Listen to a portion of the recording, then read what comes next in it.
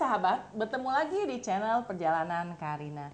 Kali ini saya ingin berbincang tentang dunia penerbangan, khususnya dunia pramugari.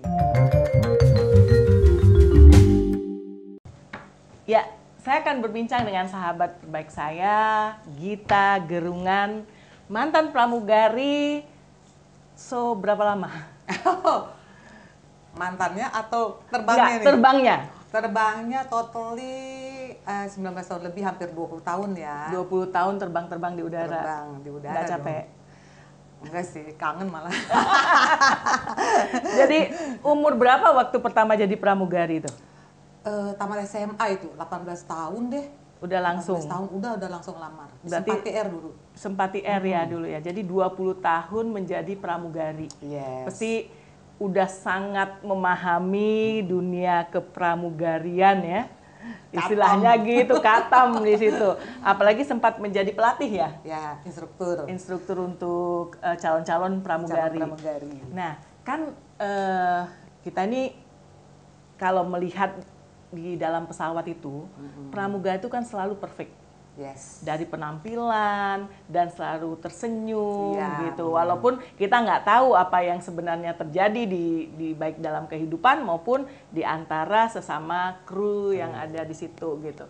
Nah, itu memang punya standar dalam misalnya penampilan seperti itu ya. Kita tahu kan kalau untuk masuk pramugari dengan tinggi dan good looking and extranya itu kan gitu. Nah, itu dandannya kapan kalau di dalam pesawat tuh sampai berjam-jam kok bisa tetap rapi? Kita mulai dari mana nih? Ya dari itu dulu gitu. Kan saya ngeliat tuh pramugari itu pasti rapi-rapi kan, walaupun penerbangan yang panjang gitu.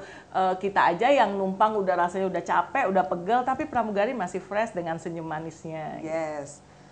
Ya kalau pertama kan itu tadi kamu jadi pramugari yang dinilai itu pertama adalah proporsional dia ya. Dia tingginya, berat badannya, good lookingnya itu ya paling utama itu. Betul, senyum, dia harus senyum. Kemudian baru tes-tes berikutnya, general knowledge semuanya, terus English, kalau sekarang udah yang bahasa Inggris harus. Kemudian cara dia berbicara, itu ada salah satu dari penilaian. Nah, kalau itu udah lewat semua, baru tinggal tes ininya dia, IQ lah ya istilahnya gitu ya. Tes IQ dia, kemudian baru interview sampai panitia penentu akhir bahwa dia diterima atau enggak. Nah, begitu dia diterima, dia sign kontrak, nah itu mulailah dia masuk sebagai inisial pramugari. Oh, jadi saya percobaan dulu Percobaan gitu. dulu. Itu berapa lama?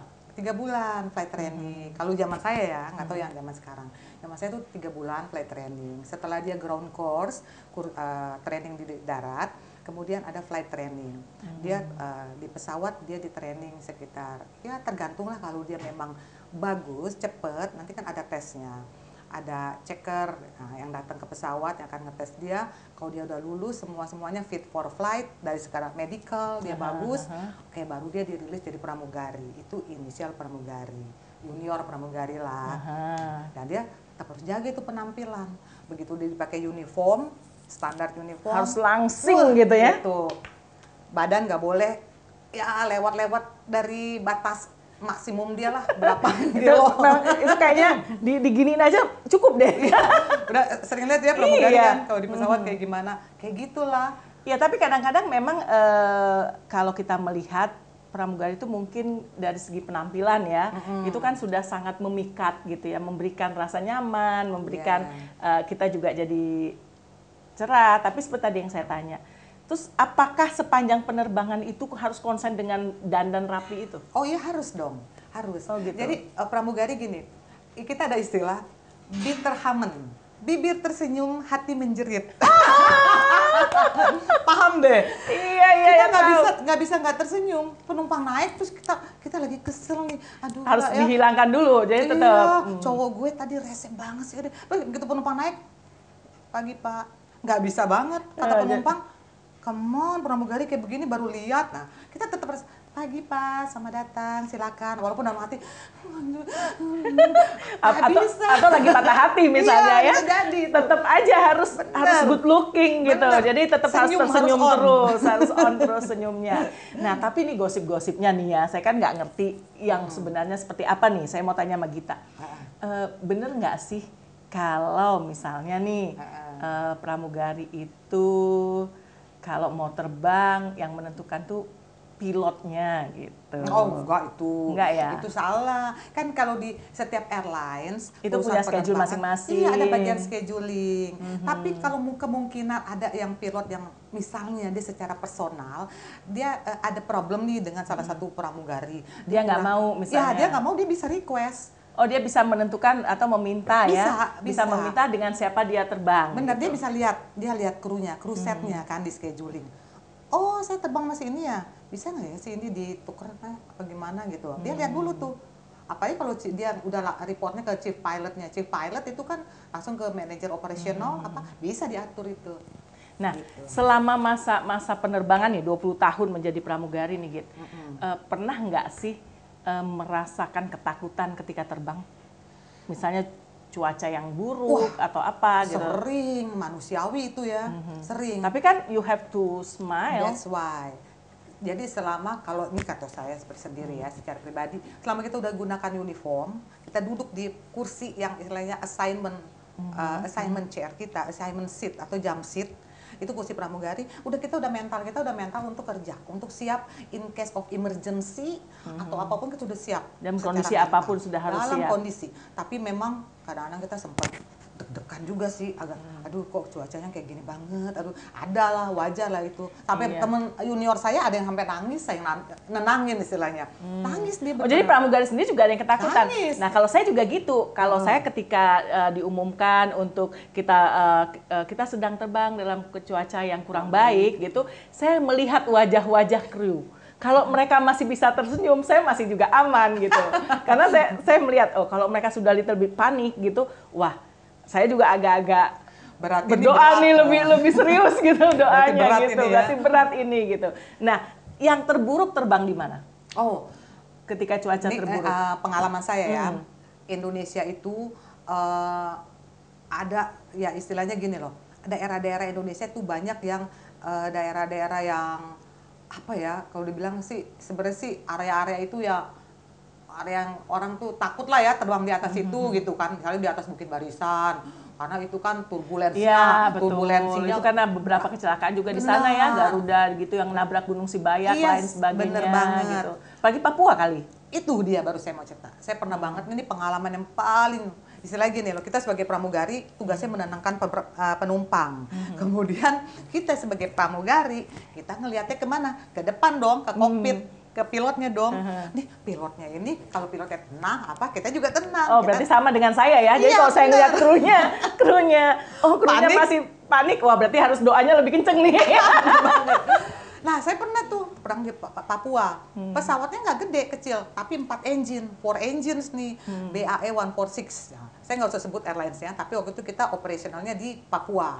2 minggu di sana, balik Jakarta, 2 minggu standby, balik Jakarta. Itu pernah kita terbang di kursi pramugari, saya yang senior pramugari dengan junior pramugari sama dekat. Kemudian masuk ke kokpit, pintu kokpit itu dekat, jadi kaki kita bisa dorong, kita bisa ngintip gitu lah istilahnya. Pilot dan co-pilotnya sedang apa gitu ya? Benar, kita bisa ngintip, oh co-pilotnya lagi nih. Itu pernah, dan kedengeran dong bunyi engine-nya gitu, kan dia computerized. Begitu, ting tong, seatbelt sign on. Wah, berarti kita masuk cuaca yang nggak bagus nih ya. Kita announcement dong ke penumpang, para penumpang, kita masuk ke cuaca yang kurang baik, kembali ke tempat duduk dan kenakan sabuk pengaman Anda. Nah, kita pun gitu udah cek penumpang, cek cabin, udah aman, kita duduk juga. Oh, pas kita duduk, tiba-tiba kan saya denger nih di depan bunyi, terrain ahead, pull up. Stres nggak? Tahu dong, aku tahu banget tuh artinya apa. Ada, wah gila ini, kita harus angkat pesawat apa segala macam itulah. Terus saya udah, wah ini ada apa nih, engine trouble atau cuaca atau weather? Saya dorong dong pintu kokpitnya, saya dorong, saya ngelihat kalau di kanan itu kan co-pilot. Betul. Walaupun dia berempat, tapi kalau di kanan co-pilot. Yang kiri captain, dia berempat juga. Sama-sama berempat, sama-sama captain, tapi yang kanan co-pilot, saya lihat co-pilotnya udah keringetnya segede-gede jagung. Ternyata namanya pilot juga tetap manusia ya, jadi punya rasa takut juga. Saya aja gini, wah captain Captain aja udah keringat dingin. Captain keringetan. Terus saya lihat dia bilang ke sebelahnya, RTB itu artinya return to base, kembali ke tempat kita asalnya, ya. Return to base.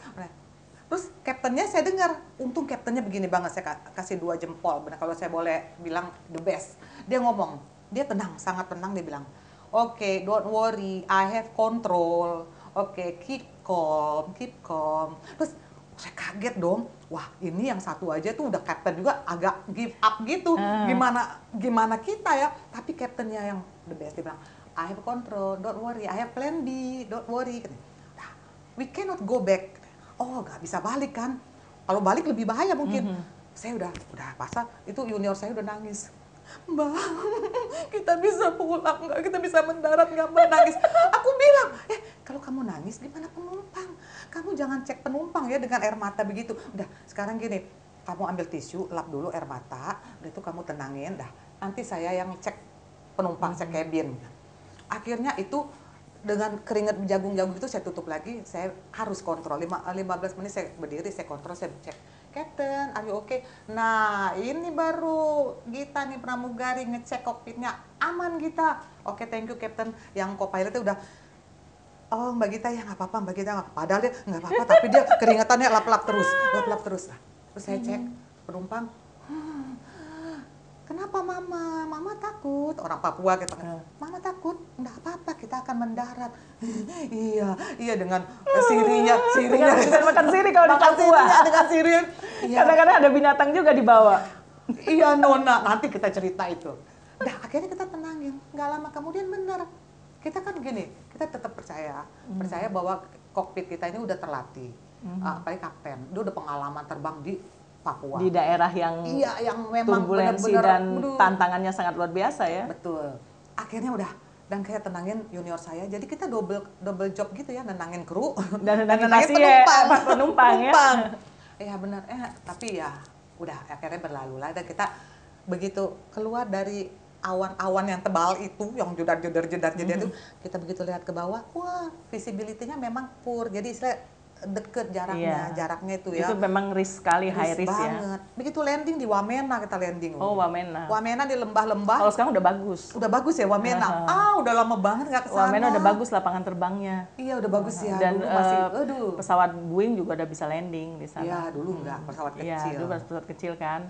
Iya, saya juga sempat bercanda tuh kalau terbang di Papua, karena kebetulan saya juga punya yayasan di sana. Oh, iya. Itu suka bilang gini, oh kalau kita terbang di Papua kan biasa pesawatnya lebih kecil-kecil kan, sebelum Boeing yang sekarang. Itu kan bilang, oh gampang kita buka jendela aja metik buah kelapa, karena kan deket sekali gitu. Iya, benar. Terus apalagi kalau di Papua kadang-kadang kita sudah bisa landing nggak bisa balik karena cuaca. Cuaca itu dia. Iya, apalagi kok saya sering sekali mengalami hal seperti itu. Nah by the way kan gini. Saya tuh kan punya banyak nih teman-teman pilot apa gitu dulu. Dulu kan sebelum kejadian kecelakaan yang di mana itu kan penumpang bisa masuk ke kokpit ya. Iya, benar. Nah, itu teman saya pilot tuh suka bilang gini, tahu nggak, katanya dia bercandain sama saya. Kita itu di kokpit merhatiin penumpang yang lagi embarkasi gitu kan. Nah, sambil ngeliatin gini gitu. Nanti kalau misalnya ada kita ajak aja ke kokpit gitu kan. Tahu aja. Jadi dia bilang nanti kalau udah pramugarinya datang bilang, Mbak, mau nggak lihat pemandangan dari kokpit gitu kan? Kalau mau, udah deh bisa deket tuh sama pilotnya gitu. Bener banget. Jadi seperti gitu. Nah saya juga pernah tuh pengalaman kan dengan beberapa pilot-pilot Garuda. Saya suka bercanda gini. Pilot ini ya, saya bilang kru kayak cabin crew lah, mau pilot mau pramugari, nginepnya di bintang 5, tapi makannya di kaki 5.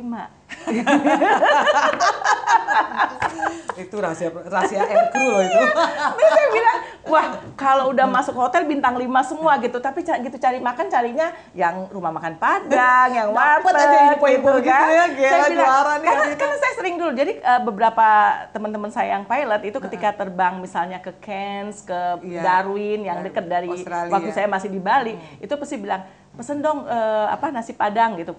Terus bilang, kenapa Cap? Kita kan balik daripada ngeluarin dolar di sana katanya gitu. Bener sih, bener itu. Karena Itu uang terbangnya terbatas katanya gitu. Bener, itu bener banget. Kan Ya karena kita memang hemat. standar gaji untuk Indonesia masih jauh dibandingkan dari luar ya. Bener Kalau di luar banget. kan memang begitu sangat tinggi gitu ya.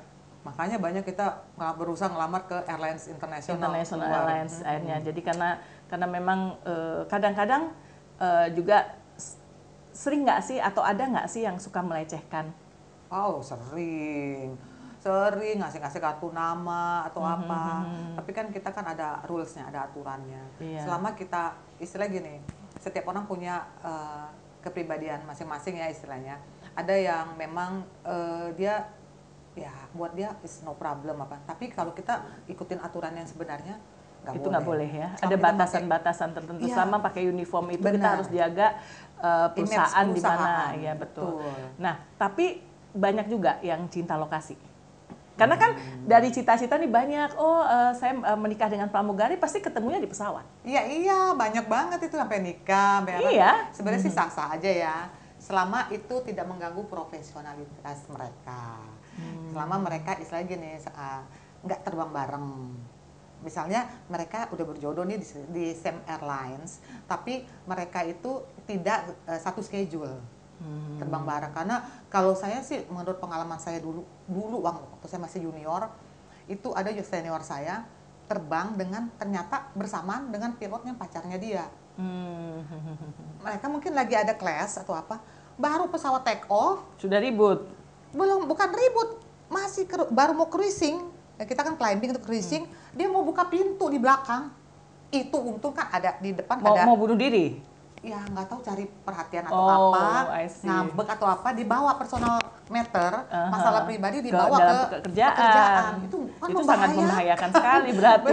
Tapi hal seperti itu terjadi juga ya di udara. Bisa terjadi, makanya mungkin sejak peristiwa begitu udah nggak boleh ya. Ya, setelah itu kan sudah tidak boleh lagi kita ke Nggak kokpit. boleh. Ya, Jadi betul. udah dibatasin gitu. Saya ingat karena dulu saya suka ke kokpit. Iya. Gitu. Karena kan misalnya Berarti kayak spesial itu kalau bisa diizinin masuk. karena masih dulu punya kartu ya. Enggak, teman-teman saya kan banyak pilot. Oh. Jadi dia kapten pilot teman saya. Jadi kan saya juga banyak membantu mereka yang makanya saya tahu Oh, rahasia iya. bintang 5 tapi makan kaki 5 itu mereka cerita gitu. ya? Ya, saya tahu karena saya kan biasa kalau mereka waktu saya di Bali, mereka landing di Bali, nginep kan pakai kendaraan, iya. nemenin ngantar kemana gitu. Karena kan kadang-kadang mereka stay Ya. bisa 1 atau 2 malam gitu, Yes, menunggu benar-benar. flight berikutnya Betul. dengan home base-nya di mana mereka menginap Benar. waktu itu kan, seperti itu. Nah, kan kembali nih, saya dengar, ingat nggak Git, pernah cerita tentang penerbanganmu yang fun di Papua? Iya. Gimana tuh ceritanya? Wah, itu bener-bener deh. Papua itu memang sesuatu banget. Jadi nggak bisa terlupakan nggak bisa dilupain banget, kangen malah. Jadi gini, kan waktu itu kan memang kita pesawatnya kecil ya, nggak terlalu banyak. Jadi kita mau periksa penumpang pun nggak terlalu ribet gitu. Terus udah gitu pramugari cuma Dan 2. krunya juga sedikit. Iya, krunya cuma 2, yang satu jaga belakang, satu jaga depan. Tapi kalau pesawatnya yang di depan semua, ya di depan semua pramugarinya. Nah, itu kita biasa boarding nih, penumpang naik. Kalau saya ajarin ke junior, ke teman-teman pramugari, kita jangan memilih-milih penumpang. Siapapun yang naik, mau yang ingusan, mau cuma bawa kresek, bawa apa, tetap kita hormati. Karena belum tentu yang berdasi dia bayar sendiri itu duit dia naik bisa pesawat. urusan dinas. Bener. Belum tentu yang beringusan, yang bawa kresek, Nggak punya duit. Iya. Itu duit semua. Bener. Jadi saya ajarin gitu, naiklah mama-mama biasa itu. Oke, silakan ibu duduk. Nah, oke, udah duduk sesuai dengan tiketnya apa boarding pass masing-masing. Udah, kita biasa dong, kita cek dong penumpang. Ada yang bawa bayi, itu kita kasih infant life vest, baju pelampung untuk baby. Nah, saya bilang sama junior saya, saya titip ya jaga pantry depan, saya mau bagiin baju pelampung bayi. Gitu. bagian ada mama satu. Mama dia kayaknya masih masih apa sih namanya, bukan primitif, saya nggak bilang primitif tapi masih nggak mengerti ya itu bahasa itu. Jadi dia cuma ketawa-tawa. Mama permisi, ini baju, jadi pelan-pelan kita jelasin, baju pelampung untuk bayi. Nah, tapi jangan dibuka di sini. Kalau pramugari info kasih tahu mama buka pakai baru, kalau tidak jangan. Ya entah dia mengerti apa enggak ya, pokoknya kita udah jelaskan aturannya. Jadi, ya. SOP-nya sudah dilaksanakan. SOP kita laksanakan. Taruh di seat pocket. Oke, mama taruh sini. Ya, sudah mengerti sudah. Kalau ada apa-apa, pencet ini, panggil pramugari. Iya Nona. Oke. Begitu udah mau selesai jalan, bunyi begitu. Tahu kan dia bunyi? Gitu ya, Bu ya? Gitulah. Kok bayi beda suara nih? Iya, kok begitu bayi suara dia, bayi. apa dia apa bayinya? Aku nengok nih. Aku tersenyum, dia tersenyum. Pas balik, aku udah curiga. Loh, kok dia kayak yang gimana ya? Terus tadi bunyi apa? Pas lihat, kok ininya apa namanya? Gendongannya itu ada kayak buntut. Buntut-buntut pendek gitu lah ya. Gini. Itu apa? Aku penasaran dong. Jangan-jangan gitu. Tapi nggak mungkin lah, dia udah lolos kan dari bawah gitu. Masa, mama, ini bayi ya? Bayi mama? Iya, katanya. Hah? Bayi apa? Bayi babi. Jadi ternyata dirimu jadi memberikan pelampung untuk bayi babi. Itu untuk babi. Bayi babi. Mau marah? Nggak bisa. Udah di atas pesawat, udah terbang. Yang ada diketawain sama pilot, ketawain, aduh Gita. Tapi kenapa bisa lolos ya? Itu dia, saya juga nggak ngerti ya kenapa. Mungkin di bawah pun dia bayar. Dia beli tiket untuk bayi. Orang pikir dia memang bawa bayi. Oh iya, karena kan nggak bisa kalau dia, berarti dia beli tiket infant. Dia beli tiket infant. Dia mungkin ya, harga tiket bayi berapa? Iya, ya orang di darat mungkin. Pun, seperti saya di pesawat, saya nggak tahu kalau nggak ngelihat ekornya tadi gitu. Karena dia tutup ya, tapi bagus juga babinya itu nggak ribut. Nggak tahu kalau babi ya, nggak tahu kalau kucing meong-meong. Kalau kucing kan meong-meong. Nggak tahu kalau babi tuh, itu kaget banget dan kayak gimana ya rasanya, mau ketawa, mau marah, mau apa, kayak ketipu banget. Kalau zaman sekarang kena prank istilahnya. Kena prank, bener-bener. Aduh, gitu. Tapi memang pengalaman seperti itu kan banyak ya. Nah, kembali ke romansa di udara nih, gitu ya. Kan rata-rata pilot itu banyak yang berjodoh dengan pramugari, gitu kan. Ya mungkin karena seperti pepatah orang Jawa, witing trisno jarang soko kulino ya. Jadi karena udah terbiasa akhirnya di situ. Tapi kan ada juga banyak pejabat-pejabat kita ataupun tokoh-tokoh atau mereka yang menemukan jodohnya di pesawat gitu. Nah itu kapan kesempatan seperti itu? Itu hoki pramugarinya kalau dapat pejabat. Oh gitu. Tapi maksud saya kan, ya mungkin kalau penumpang sedikit ada waktu untuk bisa ngobrol, atau penumpang bisnis ya, bisnis kelas itu kan mempunyai pelayan sendiri nih. Apalagi kalau kita di first class kan bahkan punya koki sendiri. Iya benar. Kalau di penerbangan sekarang kan kalau kita di first class itu kita dapat koki sendiri, kan dapat harga tiket. Iya, dapat kru sendiri yang melayani yang kita di first class khusus. First class. Dan itu trainingnya beda loh. Pramugari yang surfing di first class, business class sama economy class itu beda. Di first class first class itu kita istilahnya kalau servis makanan itu course by course.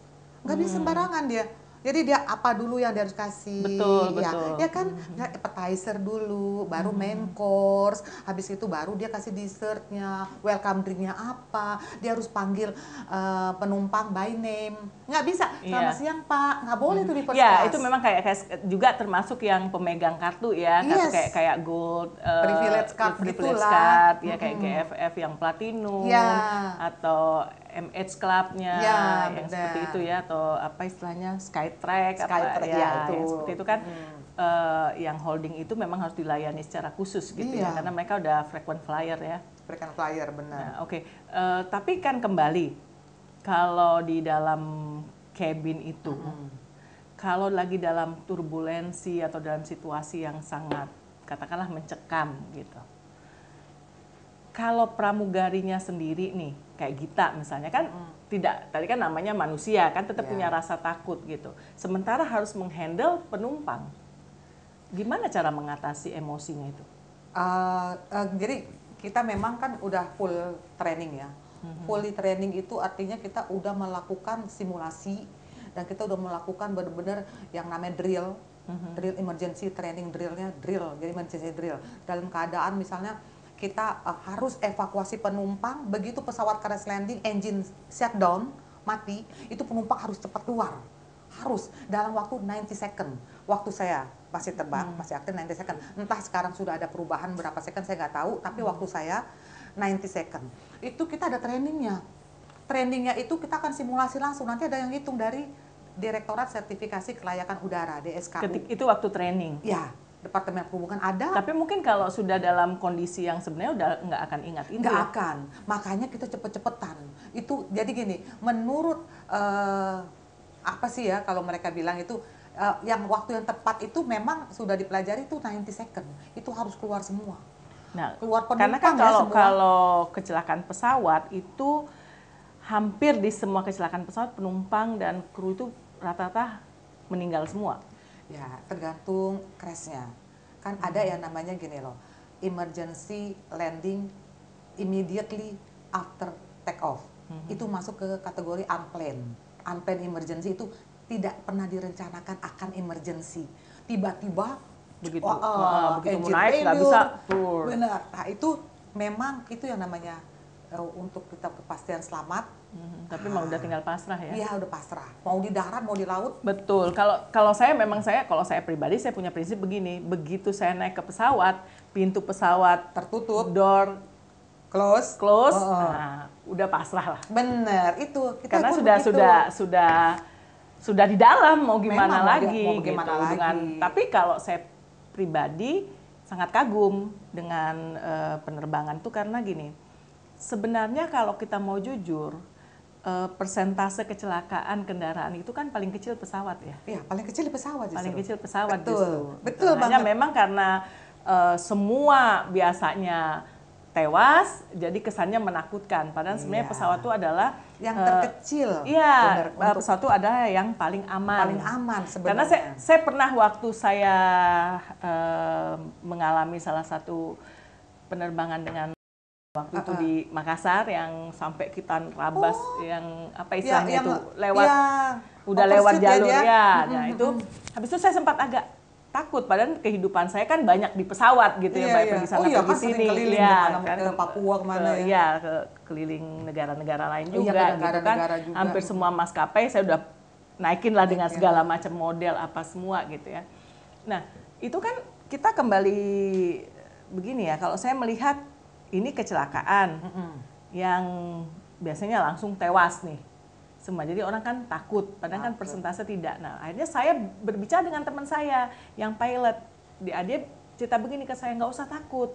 Kata begitu pesawat itu nggak bisa jatuh otomatis katanya gitu. Kecuali ada mati mesin dan lain sebagainya gitu. Akhirnya itu kembali membuat saya lebih percaya lagi gitu ya. Nah selama 20 tahun nih kembali ke Gita. 20 tahun menjadi pramugari, pernah nggak mengalami sesuatu yang istilahnya entah apa kelewatan landingnya atau gagal landing? Pernah, itu namanya emergency situation ya. Emergency itu bisa before flight. Itu kembali ke mana, ke tempat ke base-nya lagi gitu. RTB itu namanya, kan ada namanya RTA, return to apron. Jadi dia baru jalan, baru itu ada failure engine, ada kan sinyalnya di kokpit. Nah, itu dia harus kembali ke apron. Nggak jadi ya aborted take off, dia balik ke apron. Ada lagi udah terbang, udah pertengahan jalan, udah pokoknya udah in flight itu dia harus kembali ke base, itu RTB, return to base. Itu sering? Sering, nggak bisa landing di tempat tujuan.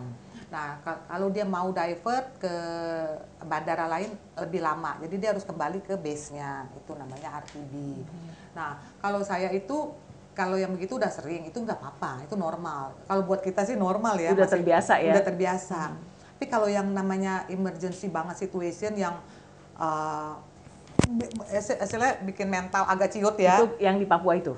Itu yang ada lagi nih. Jadi ini airline ini menggunakan pesawat yang pernah jatuh nabrak gunung, tahulah. Nah, ya kan, tahu kan yang di Gunung Salak. Saya nggak usah sebut airline-nya. Itu saya kan gabung akhirnya dengan airline tersebut. Nah, tapi entah bagaimana pesawat itu sebenarnya super canggih. Superjet itu super canggih. Dan saya udah rating aircraft, rating pesawat itu beberapa pesawat Airbus, Boeing, saya udah rating BAE 146, saya udah rating juga DAS 8, saya udah. Nah, ini yang Sukhoi Superjet ini pesawat bagus loh, canggih. Nah, itu tapi entah karena image saya pernah jatuh di Gunung Salak itu orang yang naik mau nggak gini, ada pejabat dia naik mau nggak mau dia harus naik pesawat itu kan tinggal satu-satunya penerbangan. Iya, tinggal penerbang dan dia harus berangkat. Dan begitu naik dia udah gemeteran. Mbak, saya paling takut banget nih kalau suruh naik pesawat ini, tapi saya gimana, saya harus mau nggak mau tidur aja Bapak. Saya nggak akan ganggu. Cuma 1,5 jam kok Pak, sebentar ini. Ya tolong ya dijaga ya. Nah begitu dia tidur, nah itu dia kita pernah terbang itu dari mana ya, dari Lampung kalau nggak salah lah. Lampung ke Jogja apa mau ke Batam. Saya lupa deh. Itu begitu di atas kita bawa, oh ya dari Lampung mau ke Batam. Kita bawa tenaga kerja, TKW gitu ya. Pekerja lah, naik di pesawat, nah, mereka duduk, mereka lagi makan karena ada bisnis kelas depan semua, mereka dikasih bisnis waktu itu, entah dari yang memberangkatkan, itu kaptennya info, Git, kira-kira 1 minute from now kita akan masuk benteng nih. Hah? Benteng maksudnya apa? Aku bilang itu, benteng. Aku di kokpit, aku masuk dong ke kokpit, ya, merah semua nih di radarnya itu. Iya betul.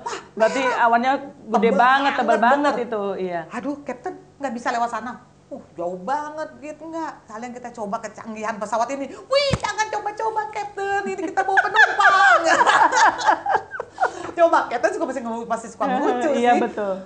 Padahal sih, tapi ada satu yang instrukturnya dari Rusia. Dari Rusia ada. Sama dari Italia ada. Jadi udah no problem kita, don't worry. Ya, I'm not worry, but the passengers, no, I have to handle all of them. Oke, kita no problem. Just prepare for emergency situation. Oke, prepare lah. Kita akan memasuki cuaca gini-gini, mau prepare gini-gini. Dah, seatbelt udah. Kita nggak sempat beresin piring-piring dong yang mereka lagi makan. Jadi didiemin aja piring-piring itulah di mejanya. Karena cuma 1 minute, bentar lagi kita duduk. Flight attendant take your seat. Kita duduk lah. Itu gitu masuk, ngebayangin dong. Kalau misalnya kita terbang malam, gelap dong di luar. Iya kan? Kalau kita terbang siang, terang di luar. Kalau kita terbang malam di luar terang, artinya apa? Itu terang benderang di luar. Begitu masuk itu artinya udah masuk dengan awan yang isinya petir semua. Iya. Itu ini kenapa terang benderang ini? Kita terbang malam, cedek itu aku nggak tahu tuh kilatnya bisa kayak lewat kabin. Dan terus piring-piring berjatuhan. Jatuh semua. Itu penumpang berteriak, terus penumpang udah panik. Dan saat itu semua nama Tuhan diteriakkan itu, semua nama Tuhan. Semua udah berteriak deh. Allahu Akbar, udah begitu udah pada ketakutan. Saya pun udah cuma duduk, kalau udah kayak gitu kita pramugari cuma pasrah mau ngapain lagi. Tapi kan kita nggak tahu deh ya. Saya kasih begini, enggak loh. Saya selalu kalau terbang itu pasti landing, nggak apa-apa. Kan ada feeling ya? Iya, feeling. Pilotnya bagus kok. Kan mereka udah bisa perhitungkan, bisa dilewatin apa enggak. Dan memang itu pesawat canggih. Nggak lama sih, cuma iya 25 second, tapi jebreng dan berantakan. Itu jadi PR luar biasa setelahnya buat kru ya, beres-beresinnya itu. Gila banget deh itu. Nah, terus sekarang nih, di samping sebenarnya apa sih yang enaknya menjadi pramugari? Enaknya pertama kalau kita memang cita-cita jadi pramugari, tercapailah cita-cita kita. Tercapai cita-cita jadi pramugari, jalan-jalan gratis ya. Gratis, dibayar lagi. Dibayar lagi nah, gitu. Kayak contohnya saya nggak pernah nyangka kan pernah ke Kaduna, ke Niamey, Nigeria, coba. Pernah sih coba misalnya Kaduna Nigeria? Kaduna. Ya tahu Kaduna Afrika Barat. Kaduna itu ada ini pabrik Indomie terbesar di That's Nigeria. right, bener, baru mau cerita, bener, udah pernah ke sana ya Karina? Kan daerah jajahan saya di sana. Oh iya ya, Afrika ya. Afrika Barat. Gila, itu keren banget loh. Karena gini, orang yang punya duit pun ya istilahnya, kalau dia mau planning jalan-jalan, nggak ada lah kepikiran kali mau ke Kaduna. Apalagi ke Nigeria ya. Bayangannya udah Eropa. kecuali kalau Afrika Selatan. Ya. Tapi sebenarnya itu yang paling menarik tuh di situ. Jadi ketika kita umpamanya ke kota-kota atau negara-negara yang sudah menjadi hal yang umum untuk dikunjungi, misalnya Eropa Barat, Amerika, Australia, ceritanya berbeda. Beda ceritanya. Tapi begitu kita sampai ke Nigeria, ke Ghana, Gambia, itu kan berbeda ya. Bener. Nah, karena saya memang daerahnya Afrika Barat. Oh, pantesan tahu dia Kaduna itu ada saya kaget iya, loh. pabrik Indomie. Begitu sampai di Kaduna, kita jalan dong ke pasarnya, mau nyaliat apa ya. Cari yam. Yang ubi besar. Betul, ubi besar. Terus dagingnya yang kayak handuk. Daging apa-apa kok handuk. Kira handuk warna coklat. Betul. Terus saya kaget lihat, gede banget terpampang. Hah, Indomie. Iya, Indomie di situ pabrik. Dan Indomie itu, ini merek ya, tapi ya nggak apa-apa. Memang itu sekarang orang lebih kenal Indomie. Indomie itu salah satu makanan yang sangat difavorit sama orang-orang Afrika Barat. Iya, mie instan ya. Iya. Dan porsinya besar loh. Abis ini Indomie mau masuk iklan nih di podcastnya Mak Karina, di perjalanan Karina ya buat Indofood sukses makmur.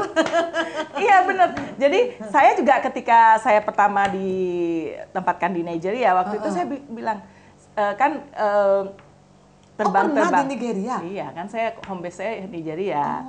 Jadi ketika itu saya pergi ke Maiduguri. Ya, Kaduna. Waktu di Maiduguri malah saya sempat ada diutus untuk mediasi dengan Boko Haram waktu itu. Jadi kan daerah di PBB. Jadi disitulah saya lihat, wih hebat juga ini Indonesia gitu ya. Ada punya pabrik Indomie yang sangat besar di Kaduna gitu. Gede banget loh itu. Bener. Gila bener. Kita sih base-nya kita nginepnya di ini. Di Abuja atau di?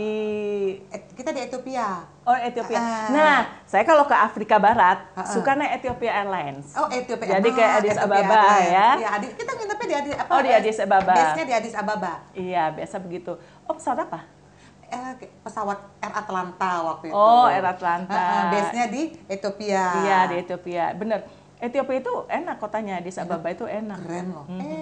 Udaranya bagus, seperti Tasmania juga. Loh. Oh, dalam bayangan kita dulu kalau ke Afrika itu ngelihat padang pasir gede terus singa, gajah. Iya, padahal nggak seperti itu. Jadi sebenarnya sama aja kalau Afrika Barat mostly itu hampir kayak Indonesia. Iya.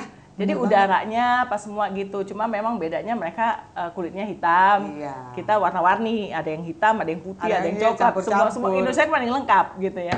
Tapi Kaduna kayak Tanah Abang loh. Iya benar.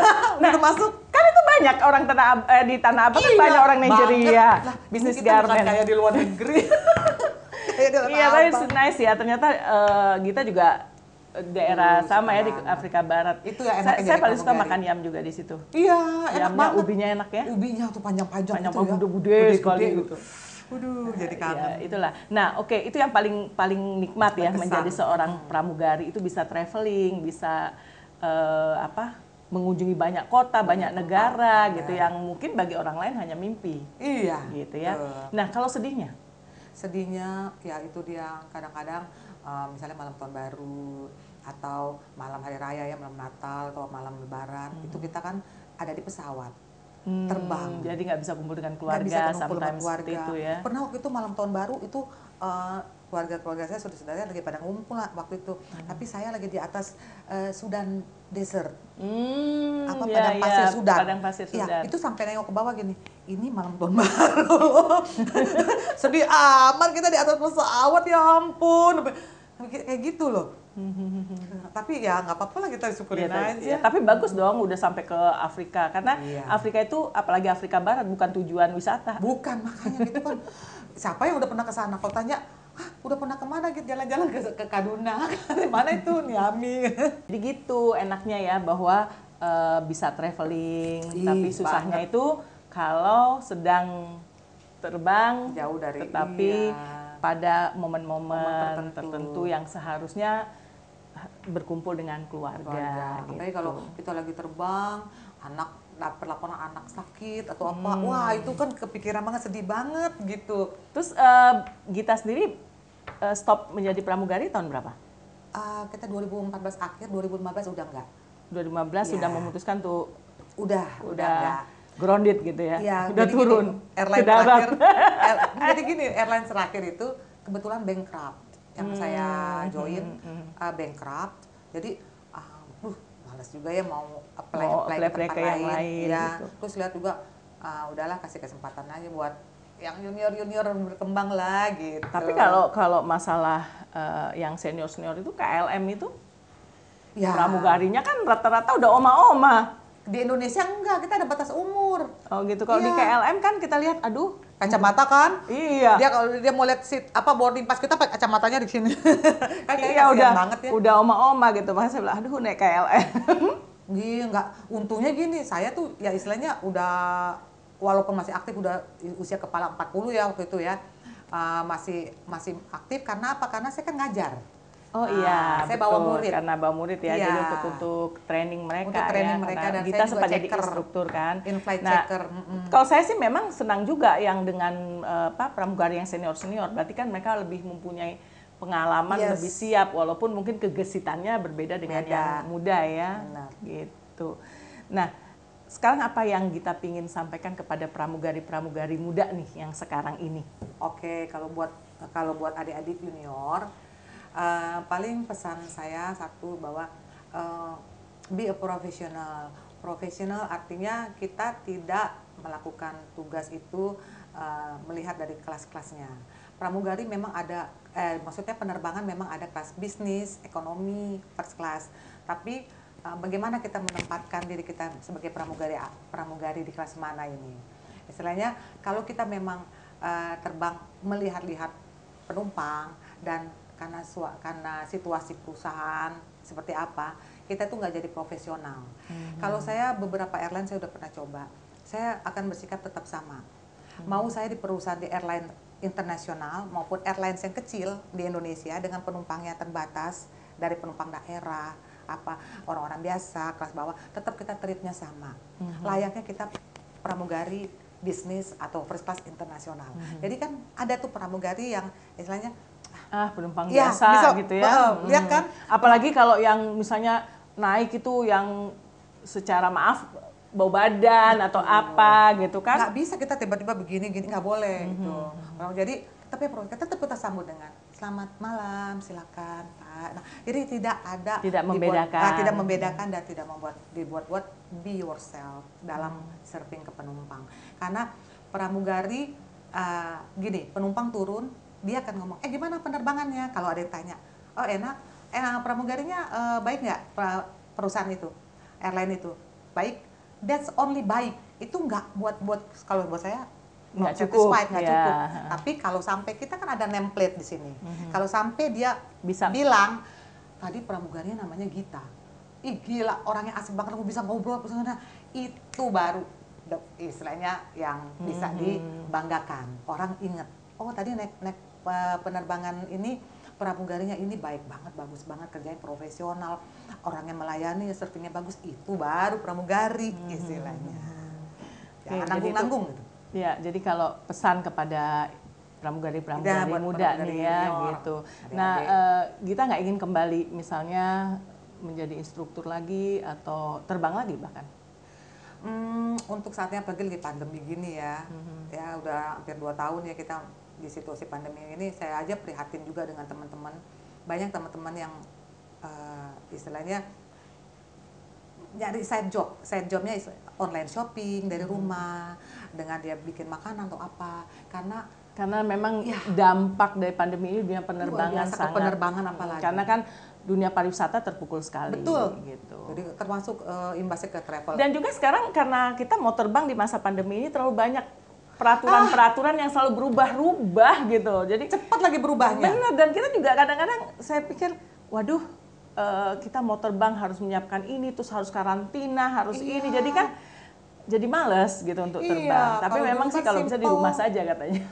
Kalau di rumah saja kasihan yang kalau dulu kan kita ingat saya pingin terbang kapan aja bisa, yang penting ada paspor, bisa mau kemana negara, tinggal ada ngurus visa, selesai. Tinggal beli tiket, udah. Kalau sekarang kan tidak bisa semudah itu gitu, harus dengan banyak ngurus visa pun banyak kedutaan yang tutup sekarang. Banyak perubahannya. Banyak perubahan. Tapi kita berharap sih dunia apalagi Indonesia ya, dunia ini bisa selesai dengan permasalahan pandemi. Jadi tidak berubah-berubah terus nih varian-varian yang muncul gitu ya. Varian apa lagi?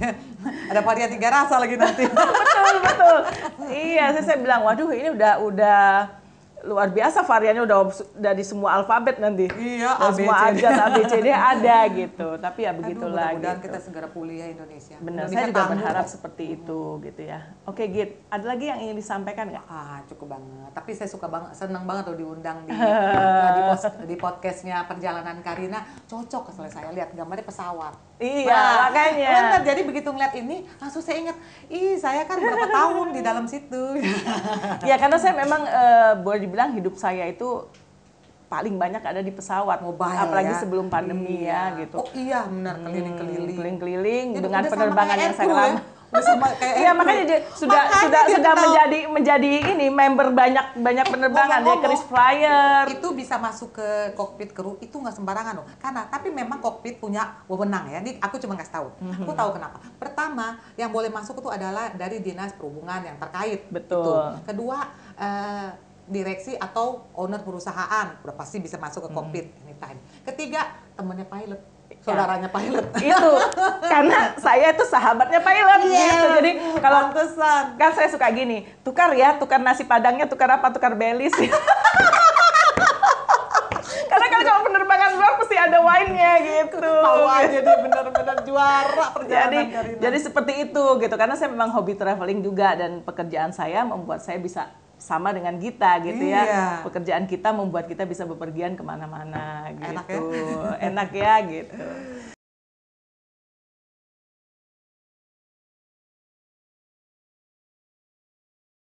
Nah, sahabat, itu bincang saya dengan Gita Gerungan, mantan pramugari kita yang luar biasa dengan pengalaman-pengalaman di seputar udara. Masih banyak cerita lain yang ingin saya sampaikan kepada sahabat. Masih penasaran kan? Ikuti terus Perjalanan Karina setiap hari Selasa dan Jumat pukul 8 malam. Don't forget to like, comment, and subscribe.